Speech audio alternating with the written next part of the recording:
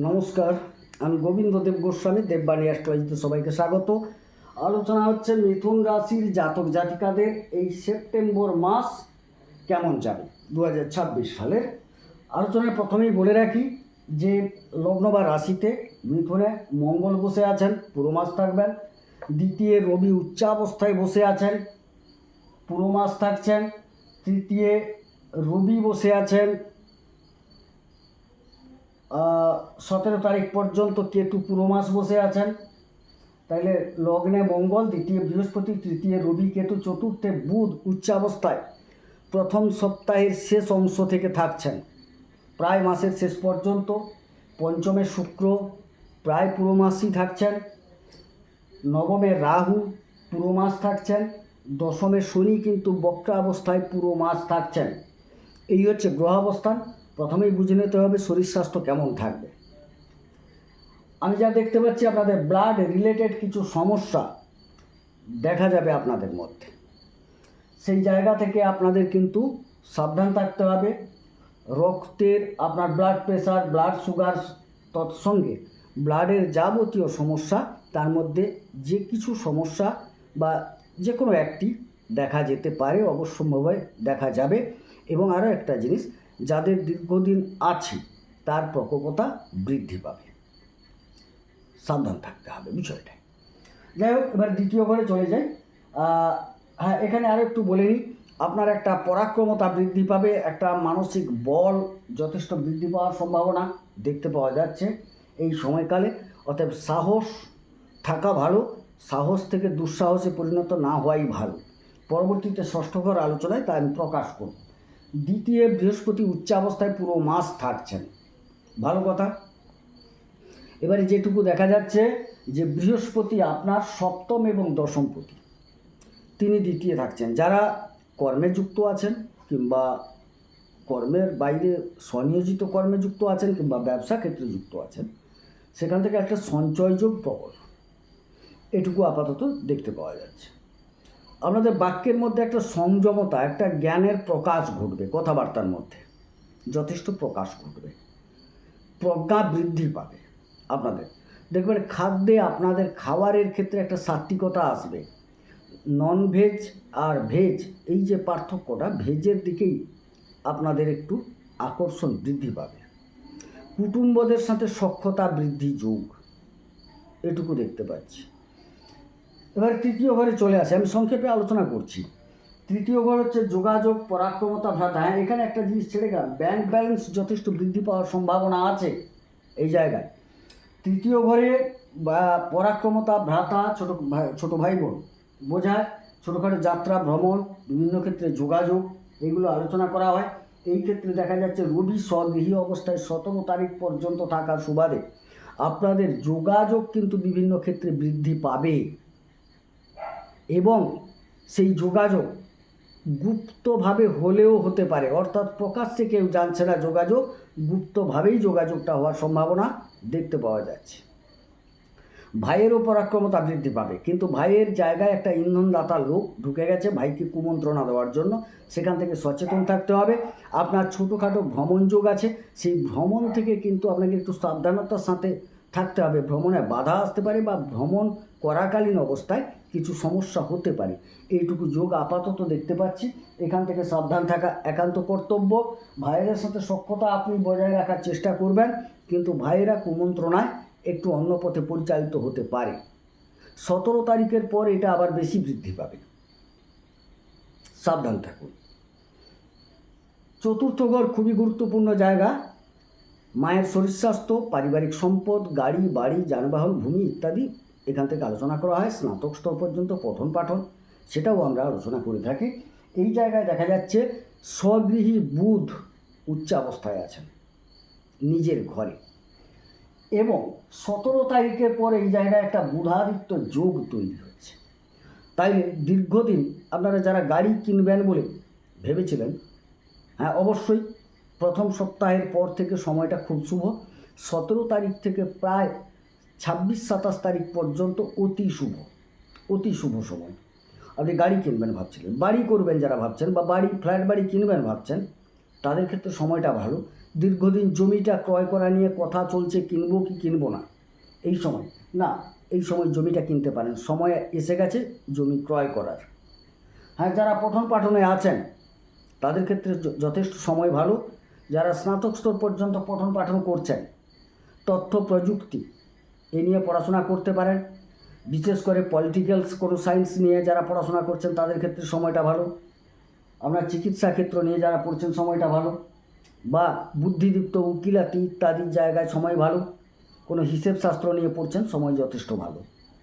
স্নাতক স্তর পর্যন্ত যথেষ্ট ভালো ফলাফল পাবেন। মায়ের শরীর স্বাস্থ্য এক প্রকার দেখছি, মায়ের শরীর স্বাস্থ্য খারাপ যাবে না, মায়ের শরীর স্বাস্থ্য যথেষ্ট ভালো। মাতৃসেবায় আপনি নিজে নিযুক্ত হবেন এবং পরিবারের কিছু কর্মকাণ্ডে আপনি কিন্তু আত্মনিয়োগ করবেন এবং আপনার একটা বড় ভূমিকাও আমি দেখতে পাচ্ছি। গৃহ নির্মাণ যোগ আছে, গৃহ ক্রয় যোগ আছে, বাহন ক্রয় যোগ আছে। এই মাসে 17 তারিখের পর প্রবল যোগ, 17 তারিখ পর্যন্ত আপাতত 6 থেকে 17 তারিখ পর্যন্ত মধ্যম প্রকৃতির যোগ। সময় ভালো, খারাপ নয়। পঞ্চম স্থল উচ্চশিক্ষা, সন্তান, প্রেম, প্রতিষ্ঠা, সাফল্য ইত্যাদি আলোচনা করা হচ্ছে। এই জায়গায় দেখা যাচ্ছে শুক্র স্বগৃহী অবস্থায় আছেন, মালব্য যোগ বলা হয়। এবারে শুক্র পঞ্চমের অধিপতি, পঞ্চমে প্রতিষ্ঠা দাতা গ্রহ, এই জায়গায় আপনার প্রেমের গ্রহ। যারা দূরবর্তী জায়গায় যুক্ত আছেন, কর্মে যুক্ত আছেন, বিদেশি কর্মে যুক্ত আছেন, বৈদেশিক কোনো ক্ষেত্রে যুক্ত আছেন, তাদের ক্ষেত্রে প্রবলভাবে প্রতিষ্ঠা যোগ, এবং যারা স্বদেশীয় ক্ষেত্রেও যুক্ত আছেন কর্মের সাথে প্রতিষ্ঠা পাবেন। বিশেষ করে যারা কলা শিল্পী, অভিনেতা, সাজগোজ সংক্রান্ত বিষয়ের সাথে যুক্ত বা সাজগোজ সংক্রান্ত কর্মে যুক্ত বা ব্যবসায় যুক্ত, তাদের ক্ষেত্রে অতীব ভালো সময়, অতীব ভালো সময়। এই জায়গায় দেখতে পাওয়া যাচ্ছে একটা প্রতিষ্ঠা প্রাপ্তি যোগ। অন্যান্য ক্ষেত্র থেকেও যথেষ্ট সুফল পরিলক্ষিত হচ্ছে। বিশেষ করে বিদেশ জাতীয় জায়গা থেকে যারা যোগাযোগে আছেন তাদের ক্ষেত্রে অতীব শুভ। প্রেম একটু দূরবর্তী জায়গায় হলে খুব ভালো হয় এই মাসে। যারা প্রেমে আছেন, প্রেম অতি মধুর হবে, সুমধুর প্রেম দেখতে পাওয়া যাচ্ছে। সন্তান নেওয়ার ক্ষেত্রে অবশ্যই সময়টা যথেষ্ট ভালো, কিন্তু সন্তান নেওয়ার ক্ষেত্রে একটু চিকিৎসকের পরামর্শ গ্রহণ একান্ত কর্তব্য। সফলতা, প্রতিষ্ঠা অপেক্ষা করছে। আপনি আপনার কর্ম করে যান, যথেষ্ট শুভ ফল আমি আপাতত পঞ্চম ঘর পর্যন্ত আলোচনায় দেখতে পেলাম। তার মধ্যে একটি ঘর কিঞ্চিত খারাপ না হলে কিন্তু প্রায় 5টি ঘরের 4টি ঘর খুব শুভ ফল দান করছে। ষষ্ঠের অধিপতি মঙ্গল লগ্ন বা রাশিতে। আইনি কিছু ঝামেলা জড়িয়ে যেতে পারেন আপনি, আইনি ঝামেলা থেকে সাবধান থাকুন। রক্ত সমন্বিত রোগ ব্যাধির কথা বললাম, কিছু শত্রুতা আপনার কাছে পৌঁছাবে, এগুলো থেকে সাবধান থাকতে হবে অবশ্যই। তবে হ্যাঁ, আপনার কুণ্ডলিতে যদি মঙ্গল ভালো অবস্থায় থাকে, আইনি দিক থেকে সফলতা প্রাপ্তি যোগ, অর্থাৎ কেসটা আপনার পক্ষে যাবে। আইনি যে রোগগুলো বললাম প্রথমে, রোগগুলো থেকে উপশমও আপনার হতে পারে মঙ্গল যদি ভালো থাকে। কিন্তু মঙ্গল যদি খারাপ থাকে, রক্ত সমন্বিত রোগ, শত্রুতা বৃদ্ধি, মালি মোকদ্দমা, ভূমি সংক্রান্ত সমস্যা এগুলো থাকবে। কিন্তু যদি মঙ্গল ভালো থাকে, দেখা যাবে কেসটা চলছিল, সেখান থেকে আপনার ল্যান্ড প্রপার্টি নিয়ে কেস চলছে, সেখান থেকে আপনি কিন্তু প্রফিট করে বেরিয়ে যাবেন, রায় আপনার পক্ষে হবে, এটা পরিষ্কার কথা। এবারে চলে আসুন সপ্তম স্থল, গুরুত্বপূর্ণ জায়গা একটা। দাম্পত্য, বিবাহ, ব্যবসা। দাম্পত্য তো এখন একদম সমস্যার জায়গায় প্রতিটি মানুষের প্রায় দাঁড়িয়ে গেছে। যারা বিশেষ করে একটু নবীন তাদের ক্ষেত্রে বেশি আরও প্রকোপ। যারা 70, 80, 50, 60 হয়ে গেছে তাদের ক্ষেত্রেও আছে, তবু কম আছে। সপ্তমাধিপতি বৃহস্পতি আপনার দ্বিতীয় উচ্চ হচ্ছে, মজা এই জায়গায়। ব্যবসা যারা করছেন তাদের ক্ষেত্রে অতি ভালো সময়। ব্যবসা আপনাকে যথেষ্ট লাভ দিয়ে যাবে। আপনার পার্টনারের কারণেও আপনার কিন্তু সঞ্চয় বৃদ্ধি পাওয়ার যোগ আছে। আপনি স্বনিয়োজিত ক্ষেত্র থেকে লাভবান হবেন, সঞ্চয় বৃদ্ধি পাবে আপনার। তাইলে ব্যবসা থেকে লাভ পাবেন, স্বনিয়োজিত ক্ষেত্র থেকে লাভ পাবেন, পার্টনারের কারণে লাভ পাবেন। যারা পার্টনারশিপ ব্যবসা করছেন তাদের থেকেও লাভবান যোগ। দাম্পত্য ক্ষেত্র এক প্রকার ভালো, খারাপ দেখছি না আপাতত। তবে কিঞ্চিত স্ত্রীর শরীর নিয়ে চিন্তিত হওয়ার কারণ আছে, বা স্বামীর শরীর নিয়ে চিন্তিত হওয়ার কারণ আছে এই জায়গাটায়। আপাতত লাভের উদ্দেশ্যে, সঞ্চয়ের উদ্দেশ্যে ছোটোখাটো যাত্রা ঘটতে পারে, কোথাও যেতে হতে পারে আপনাকে, এটুকু। অষ্টম স্থল মারক, ধ্বংস, ক্ষয়ক্ষতি, অপবাদ, অপযশ, আপনার সম্পদ, আপনার গুপ্তধন, উত্তরাধিকার সূত্রে প্রাপ্তি, অনেক কিছু এখান থেকে আলোচনা করা হয়। অধিপতিকে শনি, শনি কোথায় গেছেন? দশমে, হয়েছেন বক্রী, নবমের মতো ফল দিচ্ছেন, নবমে রাহু বসে আছেন। এখানে একটু জটিলতা আছে। অতএব অষ্টমাধিপতি যখন তিনি দশমে গিয়েছেন, দেখা যাবে আপনি যদি কোনো কোম্পানিতে কাজ করতে চান, কর্মপ্রাপ্তি যোগ আছে, এটা কিন্তু ঠিক কথা। কিন্তু কর্ম যদি নিষ্ঠার সাথে না করেন, তাইলে কিন্তু সেই কর্ম ধ্বংসের কারণ হতে পারে।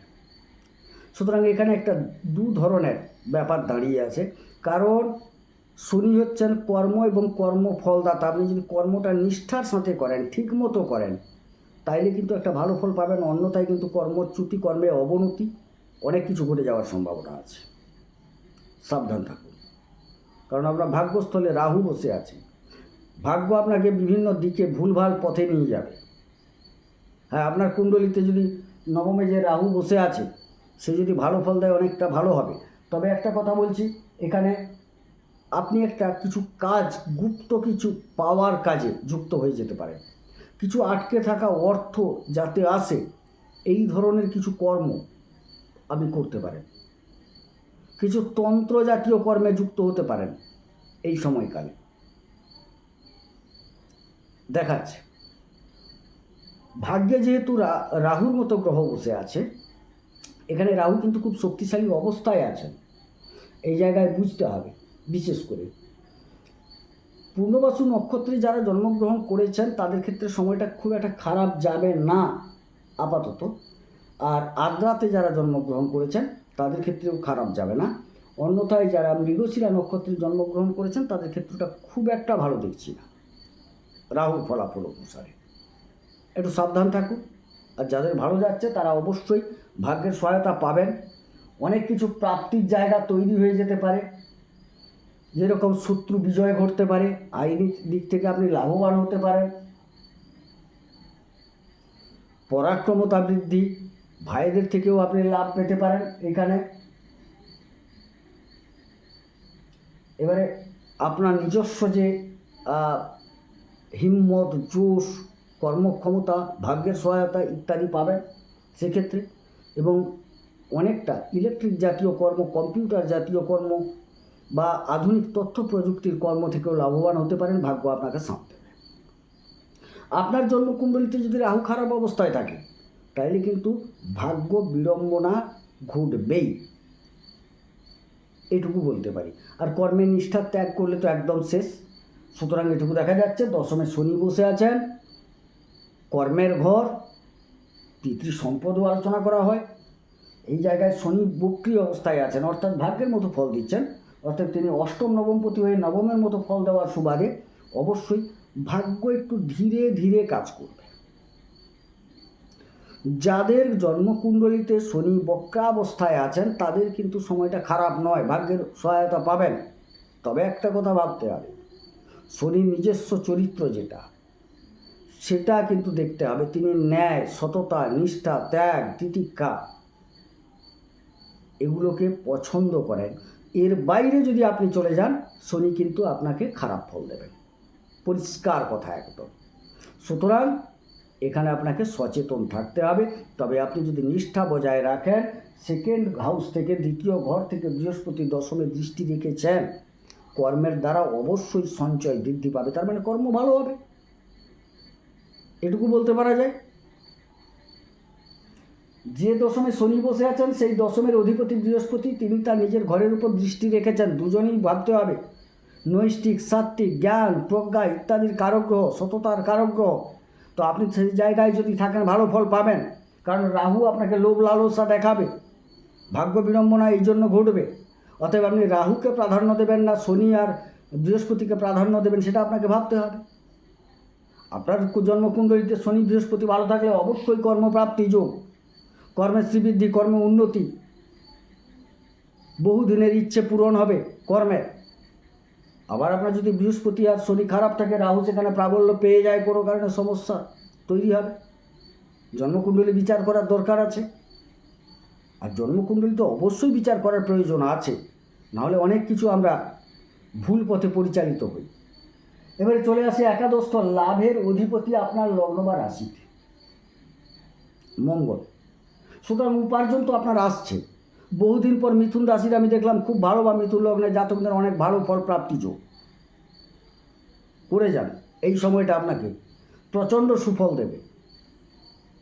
অতএব প্রবল সুফল যেহেতু অপেক্ষা করে আছে গ্রহগণের দ্বারা, একটু সৎ, নিষ্ঠা, ত্যাগ, তিতিক্ষা এগুলোকে মাথায় রেখে বৃহস্পতি আর শনির যে সব খোঁজ, তারা যেটা পছন্দ করেন সেই জাতীয় জায়গাটাকে মাথায় রেখে হেঁটে যান।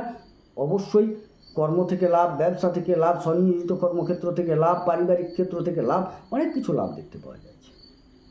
সময়টাকে কাজে লাগাতে হবে, উপার্জন ভালো হবে। উপার্জন তো দেখতেই পাচ্ছি। এবারে দ্বাদশপতি পঞ্চমে আমরা আগে আলোচনা করে নিয়েছি। আধ্যাত্মিক ক্ষেত্রে সাফল্যতা, বৈদেশিক ক্ষেত্র থেকে সাফল্য লাভ, প্রতিষ্ঠা লাভ। বিদেশে কর্ম করছেন, অবশ্যই প্রতিষ্ঠা পাবেন। দেশীয় ক্ষেত্রেও প্রতিষ্ঠা যোগ দেখতে পাওয়া যাচ্ছে। সুতরাং সময় ভালো। বিশেষ করে আমি মিথুন লগ্ন বা রাশির জাতকদের বলবো সময় ভালো। এই সময়টাকে কাজে লাগান, আপনি মিলিয়ে নেবেন। হ্যাঁ, কুণ্ডলিতে গ্রহাবস্থানটা একটু ভালো থাকতে হবে, আহামরি থাকার দরকার নেই। একটু ভালো থাকলে এই যে গ্রহাবস্থান দেখছি গোচরে যে ট্রানজিট দেখা যাচ্ছে, অবশ্যই আপনার ভালো ফল অপেক্ষা করে আছে। চেষ্টা করে দেখতে পারেন, সময়টা আপনার। যাই হোক, আমার চ্যানেলে কিছু যোগের গ্রহ দেওয়া আছে। যোগের গ্রহ বলছি, গ্রহ সমন্বিত যোগ তৈরি হয়েছে, সেই যোগের ভিডিও দেওয়া আছে। সেই ভিডিওগুলো দেখবেন, ভালো লাগবে। এই যোগের ভিডিওগুলো আপনার কুণ্ডলিতে যদি ওই ধরনের যোগ থেকে থাকে, তাইলে কিন্তু অনেকটা বুঝতে পারবেন যে আপনি সাফল্যের দোরগোড়ায় গিয়েও কেন বিফল হচ্ছেন। সুতরাং একটু দেখুন, উপলব্ধি করুন, সময়কে পক্ষে নিয়ে আসার চেষ্টা করুন। ভাগ্যযুক্ত কর্ম সমান ফল। গ্রহগণ অর্থাৎ ভাগ্য এভাবে তৈরি আছে, কর্মটা আপনাকে করে নিতে হবে। যাই হোক, সবাই সুস্থ থাকুন, সুন্দর থাকুন, ঈশ্বর সঙ্গের মঙ্গল করুন। মঙ্গল হোক। নমস্কার।